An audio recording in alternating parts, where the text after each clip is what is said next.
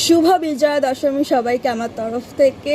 আশা করছি সবার পুজোটা খুব ভালো কেটেছে, খুব ভালো করে সবাই ঘুরেছো। আমিও খুব ভালো করে কাটিয়েছি, প্রত্যেক দিন বেরিয়েছি।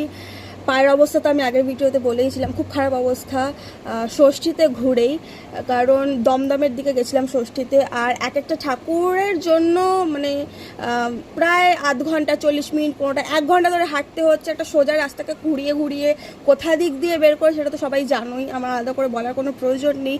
এই জন্য ভীষণ পায়ের অবস্থা খুব খারাপ। আমি মিনি ব্লগ করেছি, বড় ব্লগ আমি করতে পারিনি, মানে সেই রকম পজিশন ছিল না। সো আমি মিনি ব্লগ করেছি, পোস্ট করব।